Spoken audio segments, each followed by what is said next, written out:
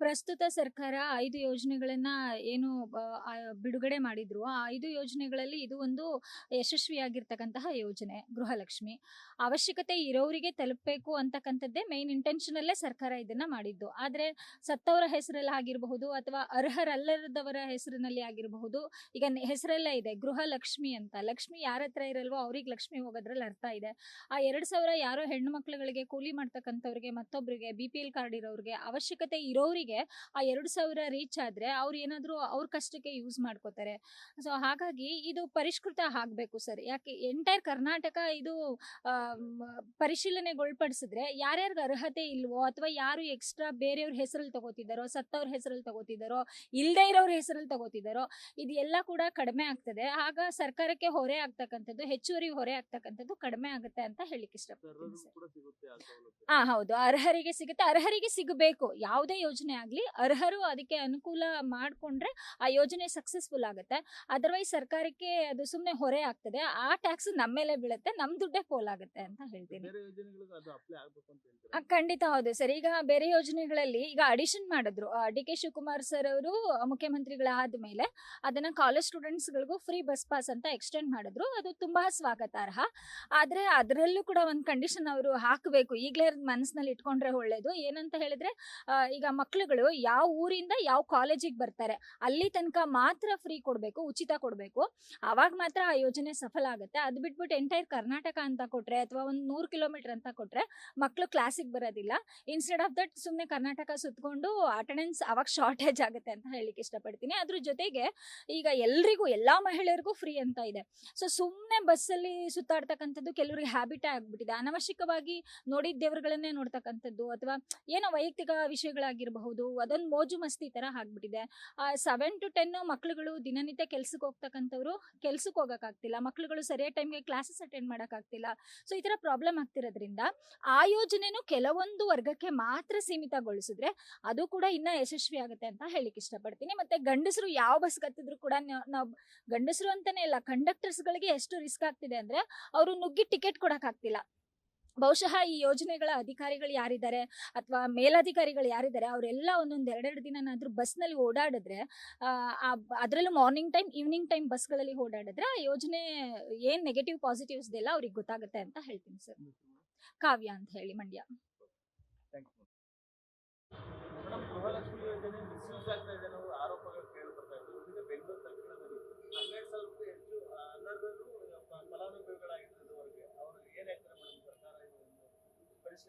ಹೌದು, ಪರಿಷ್ಕರಣೆ ಮಾಡಿರೋದ್ರಲ್ಲಿ ಈಗ ಆಲ್ರೆಡಿ ಅಂಗನವಾಡಿ ಕಾರ್ಯಕರ್ತರಾಗಿರ್ಬೋದು, ಮಹಿಳಾ ಮತ್ತು ಮಕ್ಕಳ ಅಭಿವೃದ್ಧಿ ಇಲಾಖೆಯಿಂದ ಅದೆಲ್ಲವುದು ಪರಿಶೀಲನೆ ಆಗ್ತಾ ಇದೆ ಅಂತ ಕೇಳ್ಪಟ್ಟಿದ್ದೀನಿ. ಅದರಿಂದ ಇವಾಗ ಆಲ್ರೆಡಿ ಈಗ IT ಮತ್ತೆ GST ಕಟ್ಟುವಂತ ಟ್ಯಾಕ್ಸ್ ಕಟ್ಟುವಂತ ವ್ಯಕ್ತಿಗಳಿಗೂ ಅಮೌಂಟ್ ಬರ್ತಾ ಇದೆ. ಗೃಹಲಕ್ಷ್ಮಿ ಯೋಜನೆ ಮಹಿಳೆಯರಿಗೆ ಏನಿದೆ ಅದು ಅಮೌಂಟ್ ಅವರಿಗೂ ಜಮೆ ಆಗ್ತಾ ಇದೆ. ಅದು ತಪ್ಪು ಅಂತ. ಯಾಕೆಂದ್ರೆ ಅರ್ಹ ವ್ಯಕ್ತಿಗಳು ಯಾರು ಇರ್ತಾರೆ ಅಂಥವ್ರಿಗೆ ತಲುಪಿದ್ರೆ ಅದು ಯೂಸ್ ಆಗತ್ತೆ. ಅದೇ ಯಾರು ಇವಾಗ ಸತ್ತಿರುವಂತ ವ್ಯಕ್ತಿಗಳು ಸತ್ತಿರ್ತಾರೆ ಅಂಥವ್ರಿಗೂ ಈ ಹಣ ಹೋಗ್ತಾ ಇರೋದು ಕಂಡು ಬಂದಿರುವಂತದ್ದು. ಅದರಲ್ಲಿ ಏನಕ್ಕೆ ಬೇಡ ಅಂತ ಹೇಳ್ತೀವಿ ಅಂದ್ರೆ ಅಂಥವ್ರಿಗೆ ಯೂಸ್ ಆಗ್ತಾ ಇರೋದು ಬೇರೆಯವರಿಗೆ, ಅರ್ಹರಿಗೆ ಯೂಸ್ ಆಗ್ಬೇಕು ಅನ್ನೋದು ನಮ್ಮ ಅಭಿಪ್ರಾಯ ಆಗಿರುತ್ತೆ. ಇದ್ರ ಬಗ್ಗೆ ಆದಷ್ಟು ಕ್ರಮ ತಗೋಬೇಕು. ಅದರಲ್ಲೂ ಹೇಳ್ಬೇಕಂದ್ರೆ ವಿಪರ್ಯಾಸ ಏನಂದ್ರೆ CM ಆಗಿರುವಂತ DK ಶಿವಕುಮಾರ್ ಅವರ ಕ್ಷೇತ್ರ ಕನಕಪುರದಲ್ಲಿ ಇದು ಹೆಚ್ಚಿನದು ಕಂಡು ಬಂದಿರುವಂತದ್ದು. ಈಗ 6,000 ಚಿಲ್ಲರೆ ಯಾರು ಮೃತಪಟ್ಟಿರೋರಿಗೆ ಬಂದಿದೆ, ಸಿಕ್ಕಿತಾ ಇದೆ ಅಮೌಂಟು. ಅದರಲ್ಲಿ ಅರ್ಧ ಜನ 3,000 ಚಿಲ್ಲರೆ ಕನಕಪುರದಲ್ಲಿ ಸತ್ತಿರುವಂತ ವ್ಯಕ್ತಿಗಳಿಗೆ ಸಿಗ್ತಾ ಇದೆ ಅನ್ನೋದು ಕೇಳ್ಪಟ್ಟಿದ್ದೀನಿ. ಅದು ಆಗ್ಬಾರ್ದು. ಯಾಕೆಂದ್ರೆ ಇವಾಗ CM ಆಗಿದ್ದಾರೆ, ಖುಷಿಯಾಗಿರುವಂತ ವಿಷಯ. ಅಂಥವ್ರ ಕ್ಷೇತ್ರದಲ್ಲೇ ಇದಾಗ್ತಾ ಇದೆ ಅಂದಾಗ ಬೇರೆ ರೀತಿ ಅನ್ಸುತ್ತೆ. ನೋಡಿದಾಗ ಜನಗಳಿಗೆ ಬೇರೆ ರೀತಿ ಪೋಟ್ರೆ ಆಗುತ್ತೆ. ಅದಾಗಬಾರ್ದು. ಯಾರು ಅರ್ಹರಿರ್ತಾರೆ ಅಂತ ವ್ಯಕ್ತಿಗಳಿಗೆ ಇದು ಸಲ್ಲಬೇಕು. ಇದ್ರ ಬಗ್ಗೆ ಕಠಿಣ ಕ್ರಮ ಕೈಗೊಳ್ಬೇಕು. ಮತ್ತೆ ಇದ್ರ ಬಗ್ಗೆ ತನಿಖೆ ಇನ್ನೂ ಆಗ್ಬೇಕು. ಯಾರ್ಯಾರಿಗೆ ಅರ್ಹರಿರ್ತಾರೆ ಅಂಥವರಿಗೆ ಗೃಹಲಕ್ಷ್ಮಿ ಅಮೌಂಟ್ ತಲುಪಬೇಕು ಅನ್ನೋದು ನನ್ನ ಖಂಡಿತವಾಗ್ಲೂ ಆಗ್ಬೇಕು. ಯಾಕೆಂದ್ರೆ ಅರ್ಹರು ಏನಿರ್ತಾರೆ ಅಂಥವ್ರಿಗೆ ತಲುಪ್ಲಿ. ಈಗ ಅದರಿಂದ ಯೂಸ್ ಆಗ್ತಾ ಇರೋದು ತುಂಬಾ ಇದೆ. ಮಹಿಳೆಯರಿಗೆ ತುಂಬಾ ಹೆಲ್ಪ್ಫುಲ್ ಆಗಿದೆ ಈ ಅಮೌಂಟ್. ಅದರಿಂದ ಅರ್ಹರು ಯಾರು ಇರ್ತಾರೆ ಅಂಥವ್ರಿಗೆ ತಲುಪ್ಲಿ. ಇನ್ನು ಹೆಚ್ಚಿನ ಮಹಿಳೆಯರಿಗೆ ಸಿಗ್ತಿಲ್ಲ ಅನ್ನೋದು ನಾನು ಕೇಳ್ಪಟ್ಟಿದ್ದೀನಿ. ಅಂಥವ್ರಿಗೆ ಸಿಗತ್ತೆ. ಈಗ ಯಾರು ಅರ್ಹರಲ್ಲ ಅಂಥವ್ರಿಂದ ಡಿಡಕ್ಟ್ ಮಾಡಿದ್ರೆ ಅರ್ಹರು ಯಾರು ಇರ್ತಾರೆ ಅವ್ರಿಗೆ ತಲುಪುವಂತ ಕೆಲಸಗಳು ಆಗ್ಬೇಕು. ಇದ್ರ ಬಗ್ಗೆ ಕಠಿಣ ಕ್ರಮ ತಗೊಳ್ಬೇಕು ಅಂತ ನಾನು ಅಭಿಲಾಷೆ.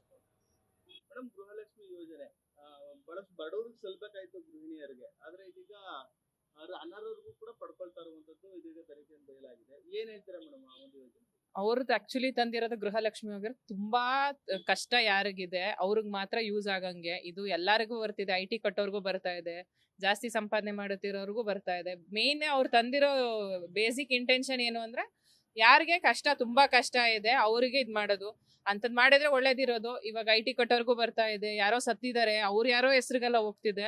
ಅದ್ರ ಬದಲು ಯಾರಿಗೆ ತುಂಬಾ ಅವಶ್ಯಕತೆ ಇದೆ ಅವ್ರಿಗೆ ಮಾಡಿದ್ರೆ ತುಂಬಾ ಒಳ್ಳೇದು. ಈಗ್ಲೂ ಇನ್ನೂ ಕಾಲ ಮಿಂಚಿಲ್ಲ, ಇನ್ನು ಸ್ವಲ್ಪ ಯೋಚನೆ ಮಾಡ್ಕೊಟ್ರೆ ಒಳ್ಳೇದು ಅಂತ. ಬೆಂಗಳೂರು ದಕ್ಷಿಣದಲ್ಲಿ ಪತ್ತೆ ಆಗಿದೆ ಮೇಡಮ್, ಹಲವು ಕರ್ನಾಟಕದಲ್ಲಿ ಅದೇ ಪರಿಸ್ಥಿತಿ ಇದೆ. ಹೌದು, ಅದೇ ಪರಿಸ್ಥಿತಿ ಇದೆ. ಪರಿಷ್ಕರಣೆ ಮಾಡ್ಬೇಕಾ ಅಂತ? ಹೌದು, ಮಾಡಿದ್ರೆ ಒಳ್ಳೇದು. ಯಾಕಂದ್ರೆ ಈಗ ಅದನ್ನ ಮೇನ್ ತಂದಿರೋದು ಯಾರಿಗ್ ಬೇಕು ಅವ್ರಿಗೆ, ಯಾರಿಗ್ ಬೇಕು ಅಂತೆಲ್ಲ, ಯಾರಿಗ್ ಬೇಡ ಅವ್ರಿಗೆ ಜಾಸ್ತಿ ಬರ್ತಾ ಇದೆ. ಇಲ್ಲಿ ನಮ್ಮ ಇದ್ರಲ್ಲೇ ನಾನೇ 3-4 ಜನದ ಹತ್ರ ನೋಡಿದೀನಿ. ಸ್ವಲ್ಪ ಸ್ಟಾರ್ಟಿಂಗ್ 3 ತಿಂಗಳು ಬಂತು, ಅದಾದ್ಮೇಲೆ ಬಂದಿಲ್ಲ. ಅವ್ರವ್ರಿಗೆ ಯಾರಿಗ್ ಬೇಕೋ ಅವ್ರಿಗೆ ತಂದಿದ್ರೆ ಒಳ್ಳೇದಿರೋದು.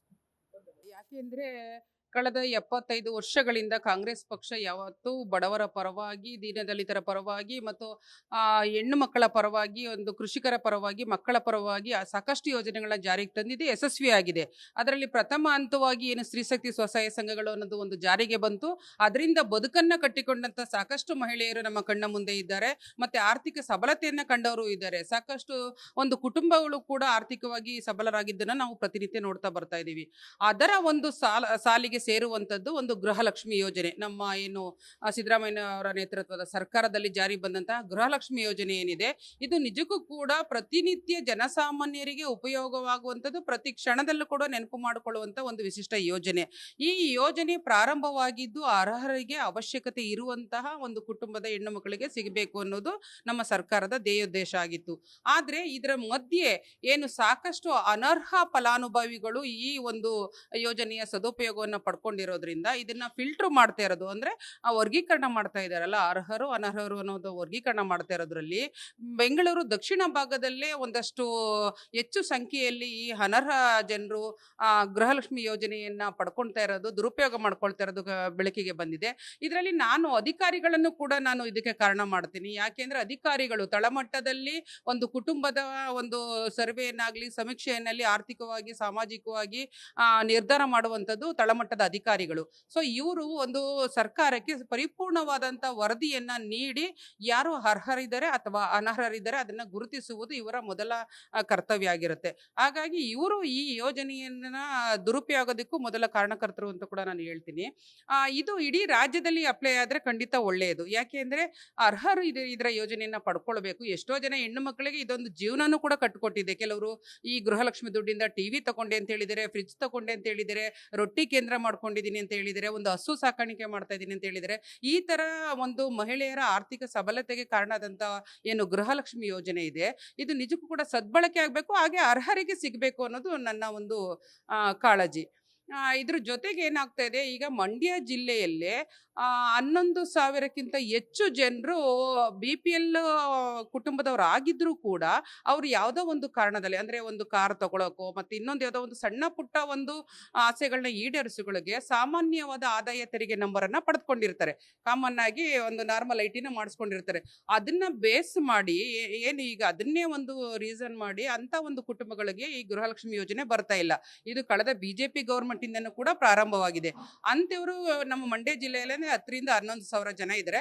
ಅವರಿಗೂ ಕೂಡ ಏನು ಈಗ DK ಶಿವಕುಮಾರ್ ನೇತೃತ್ವದ ಸರ್ಕಾರದಲ್ಲಿ ಕನಿಷ್ಠ 1 ವರ್ಷನಾದ್ರೂ ಕೂಡ ಅವರಿಗೆ ಒಂದು ಈ ಗೃಹಲಕ್ಷ್ಮಿ ಯೋಜನೆಯನ್ನ ತಲುಪಿಸಿದ್ರೆ ಅದಕ್ಕೂ ಕೂಡ ಅದರಿಂದನೂ ಕೂಡ ನಮ್ಮ ಸರ್ಕಾರಕ್ಕೆ ಒಂದು ಒಳ್ಳೆ ಹೆಸರು ಬರುತ್ತೆ. ಅವ್ರಿಗೂ ಒಂದು ಸಂತೃಪ್ತಿ ಇರುತ್ತೆ, ನನಗೂ ಕೂಡ ಗೃಹಲಕ್ಷ್ಮಿ ದುಡ್ಡು ಬಂತು ಅನ್ನೋದು ಒಂದು ಖುಷಿ ಇರುತ್ತೆ ಅಂತ ನನ್ನ ಒಂದು ಸಲಹೆ. ಹಾಗಾಗಿ ಏನು ಈಗ ಅರ್ಹರು ಮತ್ತು ಅನರ್ಹರನ್ನ ಗುರುತಿಸ್ತಾ ಇದ್ದಾರೆ ಗೃಹಲಕ್ಷ್ಮಿ ಯೋಜನೆಯಲ್ಲಿ, ಅದು ಇಡೀ ರಾಜ್ಯಕ್ಕೆ ಅಪ್ಲೈ ಆಗಿ ಇಡೀ ರಾಜ್ಯದಲ್ಲಿ ಒಂದು ಪರಿಪೂರ್ಣ ವರದಿ ಬಂದು ಅರ್ಹರನ್ನ ಗುರುತಿಸಿ ಅವರಿಗೆ ಈ ಯೋಜನೆಯನ್ನು ತಲುಪಿಸೋದು ನಮ್ಮೆಲ್ಲರ ಕರ್ತವ್ಯನೂ ಆಗಬೇಕು, ಹಾಗೂ ಸರ್ಕಾರದ ಕರ್ತವ್ಯನೂ ಆಗಬೇಕು, ಹಾಗೆ ಅಧಿಕಾರಿಗಳ ಕರ್ತವ್ಯ ಆಗಬೇಕು ಅಂತ ನನ್ನ ಒಂದು ಅನಿಸಿಕೆ. ಯಶೋಧಗೌಡ, ಮಹಿಳಾ ಕಾಂಗ್ರೆಸ್ ರಾಜ್ಯ ಕಾರ್ಯದರ್ಶಿ, ಮಂಡ್ಯ.